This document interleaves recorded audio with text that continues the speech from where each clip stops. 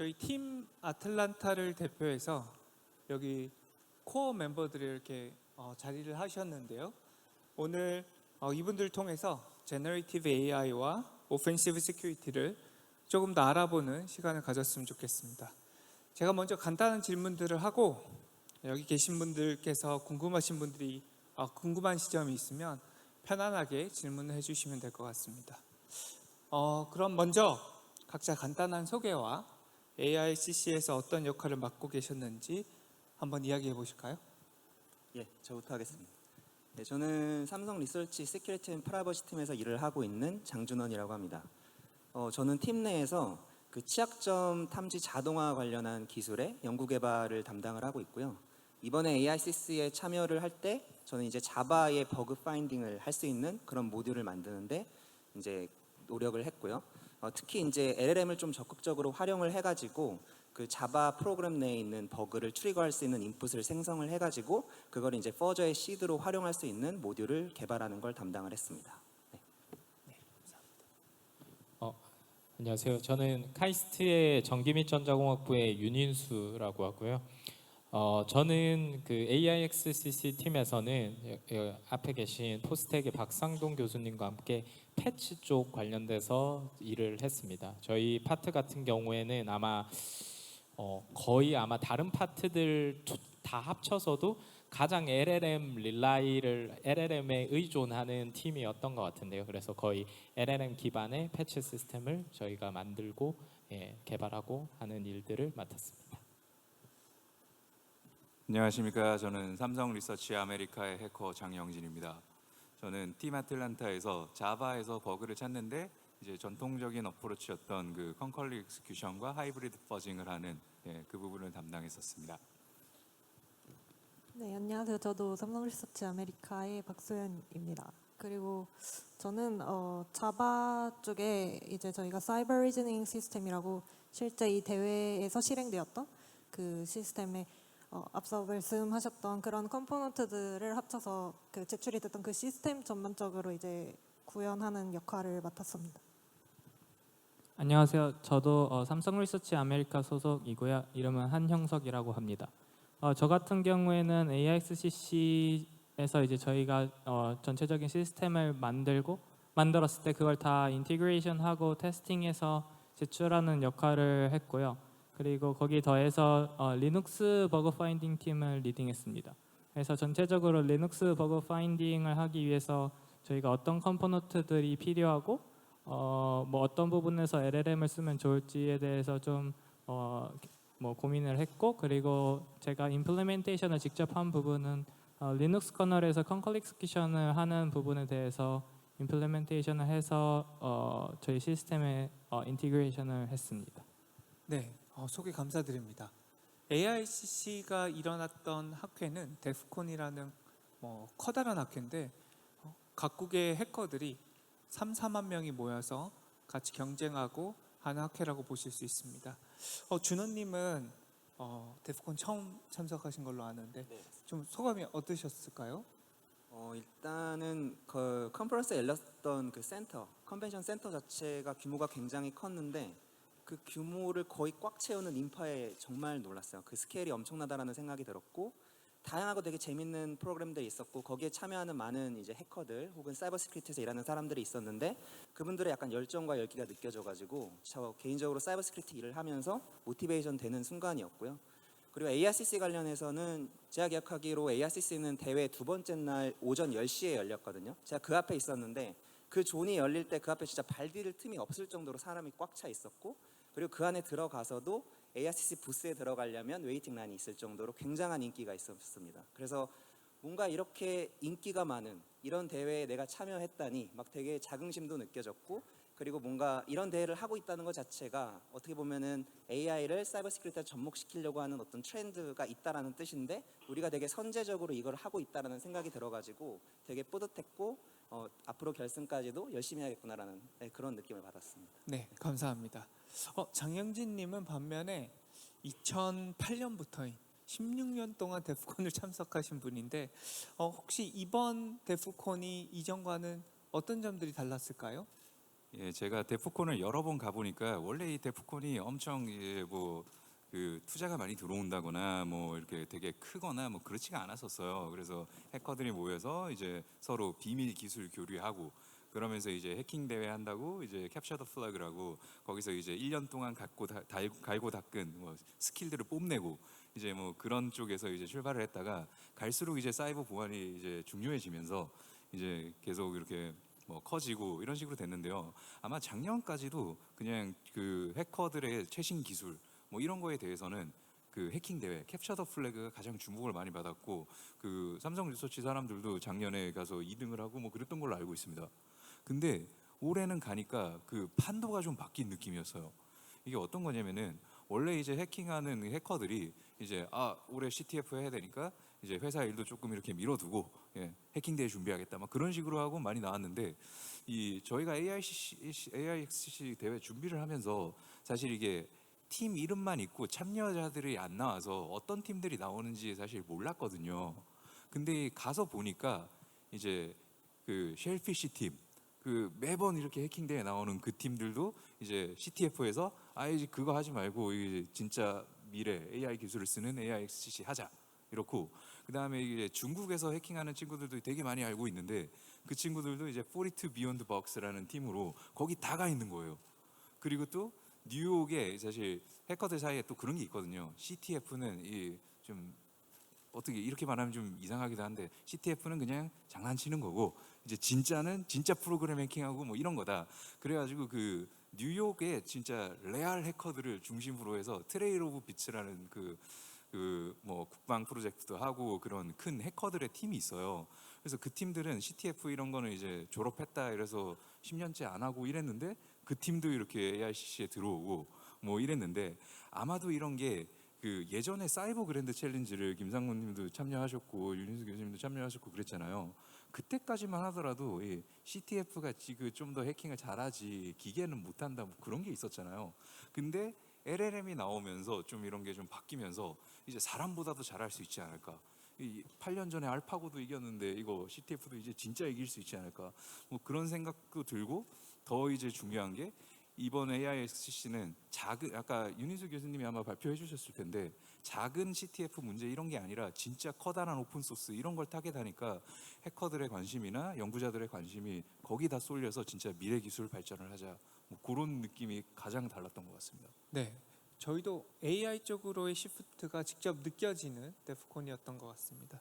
근데 그렇다고 해서 저희가 CTF를 못하는 건 아닙니다. 여기 대부분의 분들이 CTF 우승자시고 특별히 소연님 같은 경우에 이전 CTF에 데프콘 CTF에서 우승한 경험도 있는데 혹시 경험이나 아니면 CTF가 뭔지 그리고 최근 아까도 브랜단 교수님께서 말씀하셨는데 점점 CTF가 AI로 리플레이스되는 감이 없지 않아 있습니다. 혹시 그런 컨텍스트에서 조금 이야기해 주실 수 있을까요? 네, 말씀하신 것처럼 그 제가 이제 박사과정을 했던 연구실에 CTF 팀이 있었기 때문에 같이 CTF 활동을 많이 했었고 그래서 뭐 졸업에 압박을 받기 전까지는 뭐 CTF 활동을 많이 하고 뭐 데프콘 CTF에도 여러 번 나가고 이랬었고 말씀하신 것처럼 2018년에 아마 1등으로 우승을 했었던 것 같아요. 그래서 지금 여기 계신 뭐 김태수 상무님이나 인수님, 뭐 영진님 저 이렇게 4명이서 그 물론 4명이 팀은 아니지만 어쨌든 4명이 포함된 팀으로 이제 데프콘에 출전을 했었고 여기 형성님 아마 다른 팀이셨겠지만 데프콘을 포함해서 여러 CTF에서 수상을 하신 것으로 알고 있습니다. 네. 그리고 뭐 질문이 너무 기셨는데 뭐 CTF랑 진짜 저희가 이번에 참가했던 AXCC와의 뭐 차이점이나 이런 걸 한번 얘기해 본다면 CTF도 물론 엄청 재밌고 중요하고 이런 대회이었지만 CTF는 사실 그 운영을 하시는 분들이 artificial하게 이제 버그를 주입하고 그래서 그리고 스몰한 스코프에 있는 프로그램의 버그를 찾고 좀 더 익스플로이트에 약간 초점을 맞추고 이런 식으로 운영되는 대회였다면 저희가 이번에 출전했던 AIXCC는 일단 문제 자체가 그런 이렇게 인위적으로 만들어진 프로그램이 아니라 실제 저희가 뭐 사용하는 뭐 리눅스 커널, 젠킨 뭐 이런 식으로 실제 프로그램들과 또 출제자들이 실제 기존에 존재했던 CV를 기반으로 만든 버그들을 주입했고, 물론 약간의 게임적인 요소들을 위해 뭐 기존의 커밋 로그 같은 거는 없앤다거나 이런 요소들이 살짝 있기는 했지만 거의 이제 실제 프로그램에서 버그를 찾는 것과 비슷한 경험을 LLM으로 할 수 있도록 만들어진 대회라고 볼 수 있습니다. 네, 감사합니다. 이제는 조금 AIXCC에 관한 기술적인 질문들을 해보려고 합니다. 형성님은 팀 아틀란타에서 저희 사이버 리즈닝 시스템을 구현하는 데 있어서 가장 큰 공을 세웠다고 할 수 있는데요. 특별히 리눅스 커널 쪽에서 LLM을 활용해서 분석도 하고 적용하는 데 노력을 하셨는데, 혹시 저희 팀이 테이크한 어프로치가 좀 다른 팀과 조금 유니크하게 달랐던 점이나 LLM을 활용하면서 느꼈던 점 공유해 주실 수 있을까요? 네, 리눅스 커널 같은 경우에는 사실 저희가 트래디셔널한 방식, 뭐 퍼징이나 스태틱 애널리시스를 같이 사용을 하긴 했는데요. 근데 LLM을 사용한 포인트는 뭐냐면 리눅스 커널이 되게 소스 코드가 방대하잖아요. 그래서 저희가 택한 방식은 LLM을 이용해서 어디를 집중해야 되는지 그 서치 스페이스를 줄이는 데 먼저 집중을 했습니다. 그래서 좀 더 구체적으로 말씀을 드리면 저희 같은 경우에는 커밋 애널라이저라는 모듈이 있었는데요. 그게 뭐냐면 LLM을 이용해서 그 레포지토리의 커밋을 이제 분석을 해서 어떤 커밋이 버그를 인트로듀스한 커밋인지를 대략적으로 파악하는 일을 하는 모듈을 개발했습니다.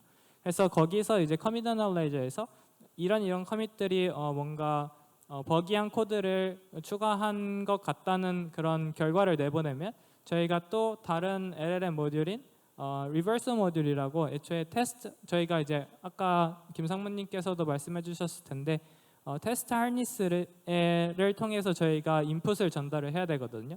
근데 테스트 하니스가 어떤 스트럭처드 된 좀 구조를 갖는 입력을 받아들이도록 되어 있어요. 그래서 그거를 맞춰주기 위해서 저희는 LLM을 이용해서 그 테스트 하니스의 입력 포맷이 어떻게 생겼는지 유추하도록 했고, 이 두 가지 정보를 이용해서 퍼징에 이용을 하기도 했고, 이 두 가지 정보를 또 LLM에 또 전달을 해서 그 취약점을 추가했다고 의심되는 커밋에 도달하는 입력을 자동으로 생성하도록 유도를 했습니다. 네, 감사합니다. 저희 좀 시크릿 웨폰을 너무 많이 익스포즈한 게 아닌가 생각이 드는데 영업 비밀. 유닝스님은 패칭 팀을 리딩하셨습니다. 네, 팀에서 가장 많이 LLM을 활용하셨는데 다른 아니면 이전 패칭 방법들과는 달리 LLM을 활용해 보니 어떤 장단점이 있었는지 조금 소감을 이야기해 주실 수 있을까요? 이거 전략을 너무 리뷰하면 안 되는 건가요? 괜찮습니다. 예. 이미 제가 네. 제가 그 이번에 쓰면서 느낀 게, 저희가 사실 처음에 이거를 시작하면서 그 패칭을 하기 위한 클래식한 방법들을 다 리뷰를 했거든요. 근데 리뷰를 하면서 느낀 게 뭐냐면 확실히 패칭 쪽은 그냥 LLM이 거의 도미네이팅한 느낌이라고 생각을 하면 될 것 같고, 기존에 있는 패칭 메커니즘들 같은 경우는 사실 리얼월드에서 거의 동작을 하지 않았고요. 그래서 이제 저희도 원래는 클래식한 방법, LLM 방법 둘 다 쓰려고 하다가 결국 LLM 방법이 너무 좋아서 그래서 LLM으로 그냥 다 하기로 했었고요. 제가 이번에 이 대회를 참가하면서 느꼈던 것 중에 하나가 뭐냐면은, 이게 제가 기존에 하던 아카데믹한 연구랑은 확실히 다르다라는 것을 많이 느꼈던 것 같고, 저희가 사실 뭐 새로운 방법이라고 이야기를 하셨는데, 지금 뭐 아카이브나 이런 데 논문을 보면 아시겠지만 진짜 수백 수천 논문이 쏟아지고 있거든요. 근데 저희가 여기에서 했던 거는 그런 연구를 결국 실제 시스템을 만드는 작업들을 한 거잖아요. 대회에 참가하려면은 과연 이 다양한 기법들이 진짜 리얼월드에서 잘 되고 어떻게 로버스트하게 만드느냐. 사실 저희가 했던 거는 그 많은 진짜 한 수백 수천의 기술들 중에 진짜 리얼월드에서 잘 되는 애를 고르는 것, 그거를 저희가 했던 거고요.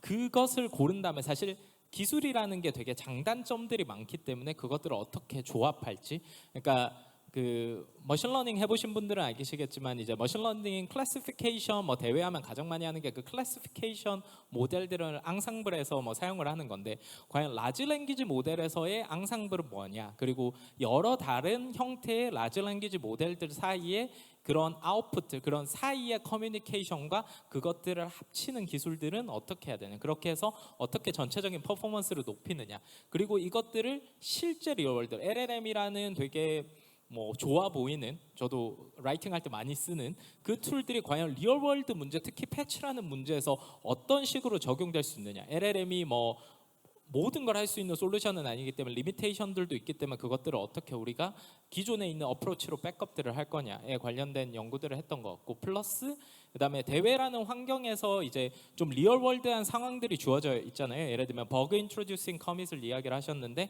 이제 커밋들이 버그를 인트로듀싱한 커밋들이 주어지고 그다음에 저희가 패치를 하려면은 취약점을 찾고 나서 패치가 되기 때문에 그 취약점이 트리거되는 그런 인포메이션 같은 것들을 어떻게 잘 활용을 해야 이 LLM이 더 나은 패치들을 만들어낼지 그런 도메인 스페시픽한 그런 이 인포메이션들을 LLM 프렌들리한 방법으로 어떻게 넣어줄지 뭐 그런 것들에 대해서 연구를 진행을 했던 것 같습니다. 네, 인사이트 감사합니다. 준호님은 반면에 LLM을 활용하셔서 자바 쪽 버그를 탐지하고 CD 인풋을 만드는 일들을 하셨는데요. 혹시 LLM을 활용해 보니 어떤 점을 느끼셨습니까? 네, 일단은 그 이제 뭐 챗GPT로 대표되는 그런 서비스들이 있고 아까 키노트 때 설명한 것처럼 정말 많은 사람들이 쓰고 있기 때문에 뭐 이미 다들 와 진짜 대단하다 이런 거는 알고 계실 텐데 저는 또 한 번 더 쓰면서 와 진짜 대박이다 약간 이런 생각이 들었어요. 그러니까 예를 들면 그 자바의 예제 문제를 하나 줬는데 그 중에 그 예제 문제가 뭐냐면 버그를 트리거하려면은 해시 함수의 출력 값을 가지고 이 입력을 맞춰야 돼요.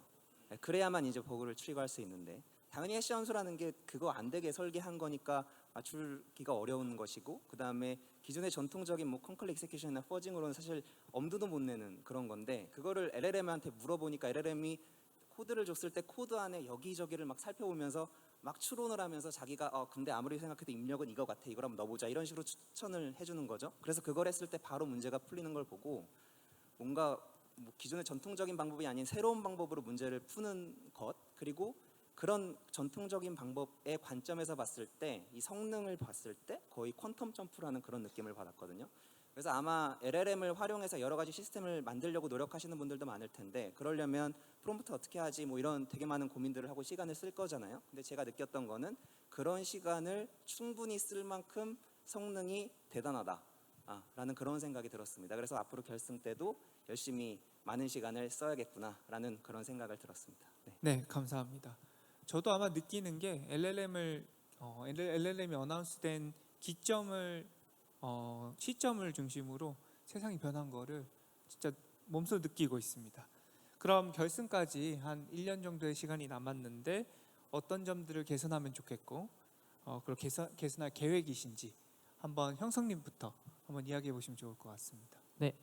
사실 저희가 예선을 준비하는 기간이 그렇게 길지도 않았고 사실 예선에서는 그 LLM을 사용할 수 있는 비용이 제한이 되어 있었습니다. 예를 들어서 뭐 $100로 제한이 되어 있었는데 그 $100를 또 패치 팀에서 LLM을 공격적으로 쓰니까 버그 파인딩 팀에서는 그거를 이제 다 써버리면 이제 패치할 때 돈이 없어서 이제 패치를 생성하지 못하는 문제가 있었어요. 그래서 버그 파인딩 팀에서는 최소한 이제 퍼징을 이제 위한 뭐 설정 아까 말씀드린 그 타겟 함수가 뭔지 이런 것들을 정하는 데 주로 썼고 그렇게 퍼징하는 동안에 계속 LLM을 사용하지는 않았거든요.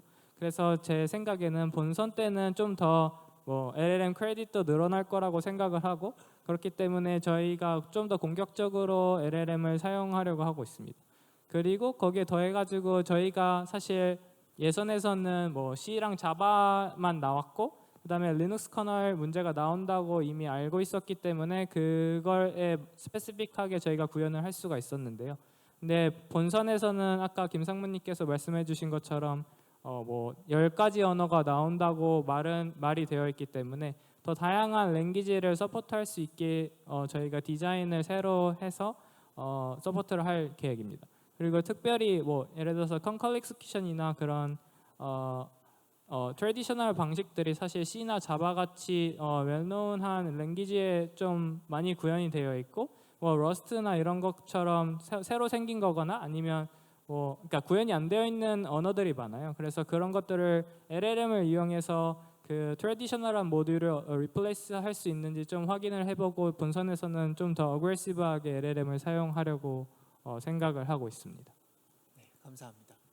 네, 그 형성님께서 LLM을 약간 퍼징이나 이런 성능적인 방법과 함께 쓰는 쪽으로 이제 그 본선 준비를 계획하고 계신다면 저는 좀 더 LLM을 약간 퍼징이나 그 기존의 방식들이 찾지 못하진 않지만 찾기 힘들었던 종류의 버그들이 있거든요. 예를 들면 뭐 웹 서버에 뭐 SQL 인젝션이라든지 뭐 이런 식으로 사실 퍼징으로 이런 버그를 찾으려면 뭐 SQL 쿼리를 퍼징이 만들어줘야 된다던가 이런 식의 약간 뭐 좀 배경 지식이 필요하다고 해야 하나 그런 종류의 버그들이 있는데 제가 자바 쪽에서 이제 예선을 준비하면서 느꼈던 게 물론 C나 C++ 같은 이런 메모리 커럽션 버그들에서는 저는 퍼징이 굉장히 저희가 성능이 좋았고 많은 버그를 찾아냈지만 이런 자바나 또 이제 앞으로 더 추가될 거라고 예상이 되는 언어들에서는 언어들이나 또 예를 들어 만약 웹서버 이런 것들이 추가가 된다면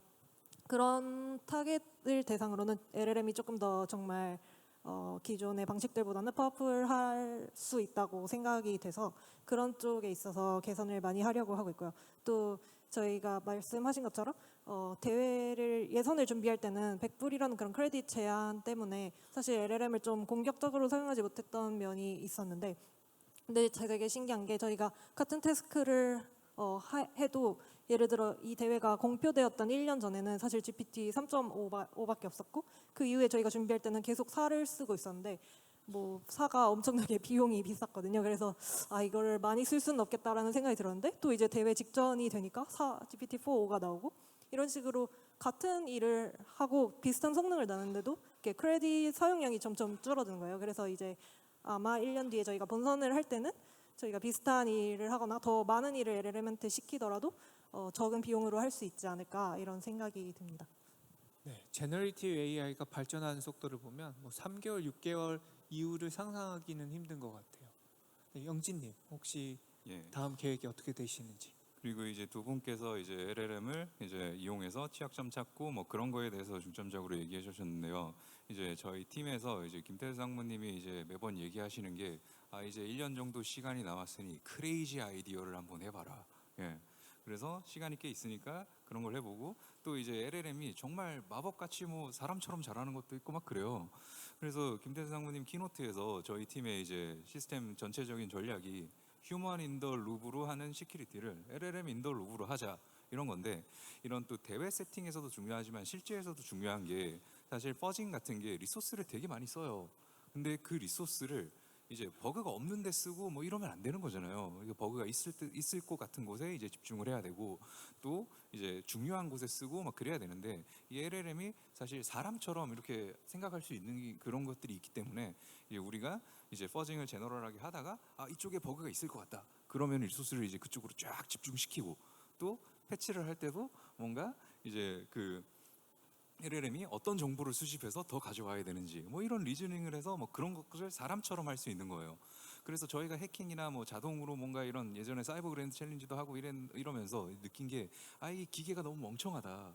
뭐 이런 게 있었는데 이제 스마트한 기계로 이런 플래닝도 잘해서 정말 사람이 이렇게 명령을 하면은 좀 더 이렇게 그 플래닝도 잘해서 그런 것들을 잘할 수 있는 시스템을 만들 수 있지 않을까 그러고 있습니다. 네, 감사합니다. 인수님. 네, 그 저희 팀 같은 경우에 뭐 그 아시겠지만 저희가 결과를 봤을 때 패치 팀에 문제가 하나 있었는데 적어도 하나의 패치가 그 퍼블릭 테스트는 다 통과했는데 프라이빗 테스트에서 실패를 해서 저희가 리젝 받은 케이스가 하나 있거든요. 근데 사실 그게 기존에 있는 테스트 그러니까 오토매틱 리페어 그 프로그램 리페어의 가정 내에서는 그런 게 존재를 하지가 않거든요. 왜냐면 오토매틱 프로그램 리페어는 테스트가 통과하면 맞는 패치라고 무조건 인식을 하게 되어 있는데 이 문제 세팅에서는 그리고 실제 우리 환경에서도 그 버그가 픽스가 됐다라고 했을 때 그 픽스를 하면서도 디벨로퍼의 그 의도를 파악을 하고 그 의도에 맞게 패치를 해야 되거든요. 근데 저희 패치 시스템 같은 경우에는 이제 지금은 그런 리즈닝이 좀 부족한 것 같아서 그러면은 우리가 기본 테스트로도 알 수 없는 이 어떤 이 과연 맞는 패치라는 것의 의도를 어떻게 파악을 할 거냐. 사실 클래시컬한 방법으로는 소위 말해 답 없는 문제이거든요. 그것을 라지 랭귀지 모델로 우리가 어떻게 풀 수 있을 것이냐. 여기에서 과연 이 패치를 어떤 식으로 해야 과연 이 사람이 이 디벨로퍼가 생각했을 때 맞는 패치일지 그것에 대해서 이제 고민을 해봐야 될 것 같고 뭐 여러 다른 분들도 많이 이야기해 주셨지만 그 저희가 달파스 이지스를 했을 때는 그 환경이 사실 되게 아티피셜한 환경이었잖아요. 시스템 콜도 7개밖에 없고 막 다 그 뭐 이렇게 코드도 되게 짧은 그런 거였는데 현재 사실 저희가 만들고 있는 시스템은 프로덕션 레벨에서 쓸 수 있는 시스템을 사실 만드는 거거든요. 사실 저희가 무슨 프로젝트가 나올지도 모르고 사실 저희가 자바에서 티카라는 프로젝트가 예선에 나올지 저희가 상상을 못하고 만들었는데 그럼에도 불구하고 거기에서도 돌아갈 수 있는 시스템을 만들어야 되기 때문에 어떤 프로젝트, 어떤 랭귀지에 어떤 버그가 와도 돌아갈 수 있는 그런 프로덕션 레벨 정도의 로버스트니스랑 그 다음에 스케일러빌리티를 가지고 갈 수 있어야 돼서 그런 것들에 대해서 좀 더 연구를 하고 고민을 해보고 말씀하신 그런 크레이지한 아이디어도 저희가 테스팅을 해보고 할 것 같습니다. 네. 네, 감사합니다. 안 그래도 프로덕션 얘기를 하셔가지고 준하님은 조금 주제를 바꿔서 저희가 하고 있는 시스템을 어떤 식으로 삼성에 적용할 수 있을지 한번 이야기해 보시면 좋을 것 같습니다. 네, 일단 그 1년 후에 결승이 끝나면 저희의 시스템이 엄청 좋을 거잖아요. 네, 그렇기 때문에 맞습니다. 그렇죠. 이걸 이제 바로 쓰는 게 중요하겠죠. 그래서 저희가 이제 사내에서 유즈 케이스를 발굴해가지고 이 시스템을 직접적으로 적용해서 사내에 개발하고 있는 코드에 취약점도 자동으로 찾고 패치도 자동으로 해가지고 사내 코드 보안을 향상하는데 일단 기여를 할 수 있을 거라고 생각을 하고요. 그다음에 또 장기적으로는 이제 예를 들면 버그 리포트가 들어왔을 때 그 버그가 보안 취약점과 관련된 경우라면 굉장히 빨리 패치를 해야 되잖아요. 그러려면은 이 버그가 취약점과 관련된 것인지 이거를 알아야 되는데 이 일련의 과정들이 아직까지도 시큐리티 엑스퍼트들이 한 땀 한 땀 해야 되는 일로 알고 있습니다. 그래서 많은 IT 컴퍼니들이 이 부분에 되게 관심을 갖고 있는 걸로 알고 있는데 저희 CRS가 이 부분에 굉장히 적용을 잘 할 수 있을 것 같아요. 그래서 이 부분을 자동화할 수 있다라고 한다면은 아마 네, 굉장한 큰 성과가 되지 않을까 이렇게 생각을 하게 됩니다. 네. 네, 감사합니다. 특별히 AI 시스템들이 잘할 수 있는 분야들이 아마 레이턴시가 사람들이 빨리 반응해야 되는 것들, 버그 바운티를 처리하는 거, 아니면 조금은 베리언트가 많은 것들. 특별히 삼성같이 프로덕트가 많은 환경에서는 다양한 시스템을 빨리 적용하는 방법들이 아마 좋은 방법인 것 같아요. 여기 계신 분들을 통해서 아마 저희의 좀 익사이먼트를 느꼈으면 좋겠는데 지금 플로우를 열어서 혹시 질문이 있으시면 특정 분을 지정하셔도 좋고 아니면 제너럴하게 하시면 저희가 돌아가면서 한번 이야기해 보도록 하겠습니다. 질문이 있으시면 손을 드시면 아마 마이크가 그쪽으로 갈 것으로 생각이 됩니다.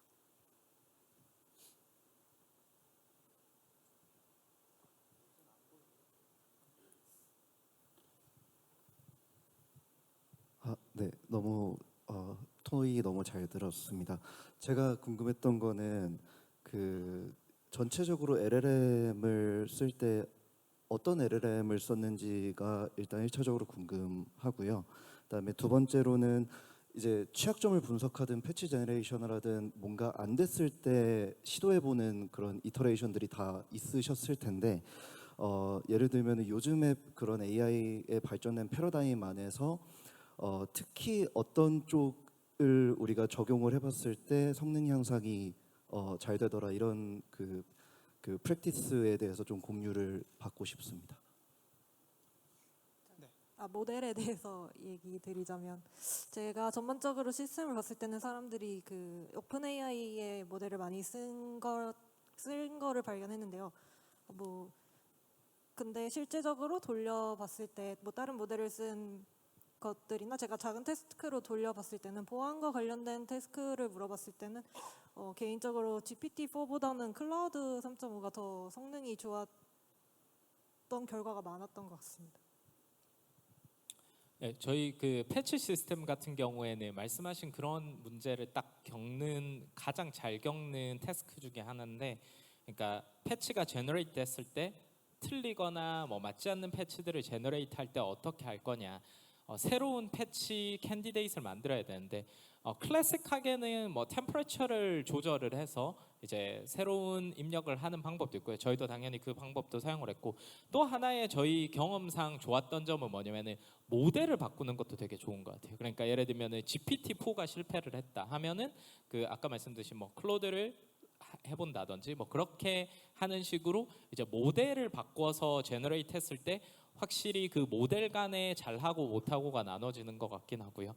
저희가 사실 예선 때는 시간이 없어서 뭐 구현은 못했지만 지금 구현하고 있는 파트 중에 하나가 말씀하신 그런 뭐 리핏을 할 때 어떻게 할 거냐. 요새 뭐 리플렉션이나 뭐 크리틱 뭐 이런 메커니즘들, 그러니까 이제 LLM이 실패를 했을 때 그 실패를 분석을 해서 LLM을 통해서 분석을 해서 그것을 통해서 배우게 하는 그런 메커니즘들도 있어서 그것도 저희가 좀 적용을 해 볼 예정입니다. 네.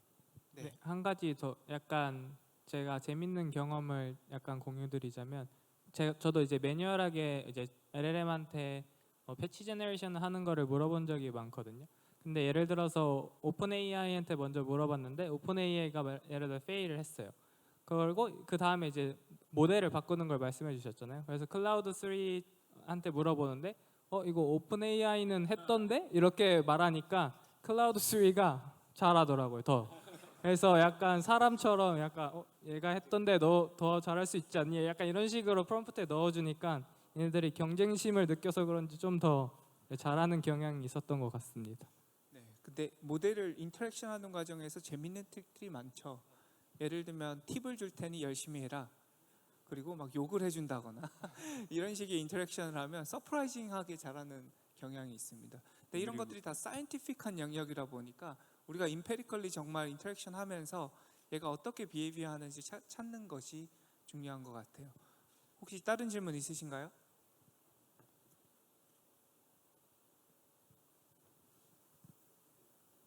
네, 제가 정확하게 다 전체적인 분위기는 잘 모르겠는데 그 크레딧을 100불을 사용한다고 하셨잖아요. LLM을 쓸 수 있는. 그런데 실제로 구축하신 시스템도 굉장히 많으신데 그 구축해야 될 시스템과 그걸 아마 프리 프로세싱 하는 거라고 저는 개념을 잡고 있는데 한 것과 그 다음에 LLM에 던질 수 있는 100불의 크레딧을 사용할 수 있는 부분 어떻게 구별이 될까요? 사실 목소리가 너무 작아서 그 많이 LLM을 100불의 크레딧을 가지고 사용할 수 있는 리밋이 있는 거잖아요. 그런데 이제 실제적으로 개발자분들이 만들어 놓으신 시스템이 굉장히 많을 텐데 LLM에 던져야 될 테스트와 그 다음에 직접 구축하신 시스템의 역할이 어떻게 구별이 되는지가 궁금합니다. 제가 먼저 한번 설명을 드리자면 전체 시스템은 아까 장현님께서 말씀하신 LLM 인 더 룹 같은 것들을 많이 썼어요. 현재는 LLM이 직접 버그를 핀포인트 하진 않고 그거보다는 그러니까 커뮤니티 애널라이저를 제외한 나머지 시스템에서는 예를 들면 LLM 활용해서 퍼징을 시작하기 위한 시드를 만든다든지 아니면 퍼징 딕셔너리를 만들다든지 이런 식으로 저희가 돌아가는 시스템을 오그멘트 하는 때 주로 사용했던 것 같습니다. 그래서 저희는 스트래테지가 버그를 찾는 사람들께서 뭐 LLM의 어느 영역을 쓰고 나머지 크레딧을 최대한 활용해서 패칭 팀이 쓰는 이런 스트래테지를 가졌던 것 같아요. 혹시 이게 질문에 답이 되셨습니까? 아니면 일레버레이션 해주시면 제가 더 구체적으로 이야기해 드리겠습니다.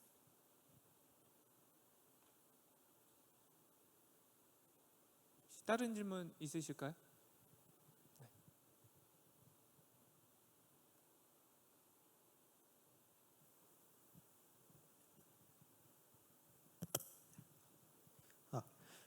LLM 모델을 이용하면서 오류 코드를 확인할 때 예를 들어 시연의 리드 함수 같은 경우 적절한 버퍼를 설정해 주었지만 LMM 모델이 버퍼 오버플로우 가능성이 있다라고 판단을 하는데 이러한 경우가 있었는지 그리고 이러한 경우에 어떻게 대응했는지 궁금하고 그 AI LML 모델이 그 코드의 전체적인 의도를 하기 위해서 어떠한 방법을 사용했는지 궁금합니다. 준호님이 한번 설명해 주시면 좋을 것 같은데요.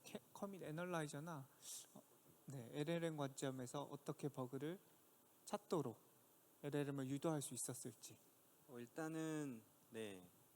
일단 준결승에서 제가 했던 그 버그를 트리거할 수 있는 입력을 직접 생성하는 어프로치에서 LLM을 썼던 방법에 대해서 좀 소개를 드리면, 그러니까 LLM 가지고 버그가 어디 있을 거야를 추론하진 않았고 기존의 전통적인 이제 스태틱 테인트 애널리시스를 활용을 해가지고 이제 소스를 테스트할리스의 파라미터, 그다음에 싱크를 뭔가 커맨드 라인 인젝션이라고 한다면은 그거를 보통 일으키는 잘 알려진 API들이 있잖아요. 그거를 싱크로 해가지고 패스를 먼저 찾습니다. 그래서 패스를 찾은 다음에 이 패스가 나오면은 이 패스와 관련된 메소드라든지 아니면 글로벌 변수라든지 이런 것들을 다 추출을 해가지고 프롬프트로 만든 다음에 이거를 엑셀사이즈 할 수 있는 밸류를 만들어줘. 뭐 좀 더 복잡하지만 심플하게는 약간 이런 방식으로 이제 쓰면서 이제 실제로 값을 만들고 그걸 가지고 이제 시드로 넘겨줘서 실제로 퍼저가 찾는지 보고 이런 식으로 이제 사용을 했었습니다. 대회에 구체적인 스트럭처가 없을 때는 사실 퓨어 LLM으로 저희가 접근을 했었어요. 그러면 커다란 문제가 뭐냐면 어디를 어떻게 물어야 되는지, 이게 커다란 질문이거든요. 근데 그럼에도 불구하고 LLM이 버그가 있다고 아이덴티파이 함에도 불구하고 여기에 도달하는 인풋을 만드는 것 자체가 버그를 아이덴티파이 하는 것보다 훨씬 더 어려운 문제이기 때문에 저희의 집중도가 점점 다이나믹한 메소드로 변경됐던 것 같습니다. 혹시 다른 질문 있으실까요? 네, 여기 많이 계신데.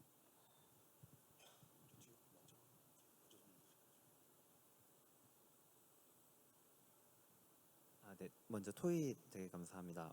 저는 타겟 프로그램에 대해서 질문을 좀 드리고 싶은데요. 그 크로스 랭귀지 프로그램들이 요즘 또 있잖아요. 예를 들면 뭐 러스트랑 C를 같이 쓴다거나 그런 부분에 대해서 이번에 예선을 진행할 때 그런 타겟 프로그램들이 있었는지와 이런 부분이 이제 또 나중에 본선에서 예상이 되는지 이 부분, 그리고 만약에 예상이 된다면은 이런 거를 랭귀지에 대해서 앱스트랙션 한다거나 그런 방향으로서 뭐 접근하신다거나 해서 어떻게 풀어나갈 예정이신지 좀 들을 수 있다면 좋을 것 같습니다.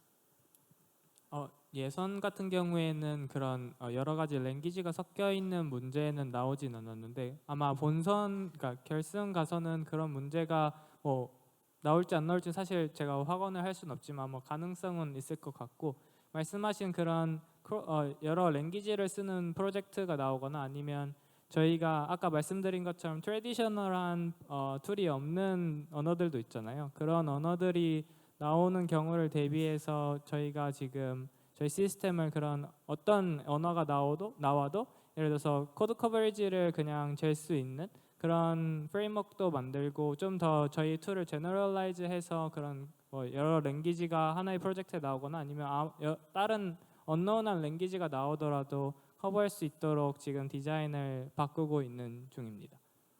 네, 자바 쪽에서 저희가 타겟한 프로그램 중 하나가 젠킨이라는 프로그램인데 어떻게 보면 믹스된 언어가 나왔다고 할 수 있죠. 자바로 짜여 있지만 버그 클래스가 예를 들면 서버 사이드 리퀘스트 폴저리 같은 웹 스페이스의 버그가 나오면 뭐 웹의 스페이스의 언어와 뭐 자바가 함께 나왔다고 볼 수도 있을 것 같습니다.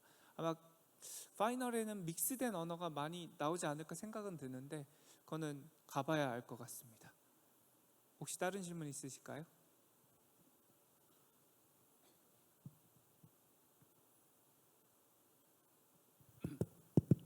네.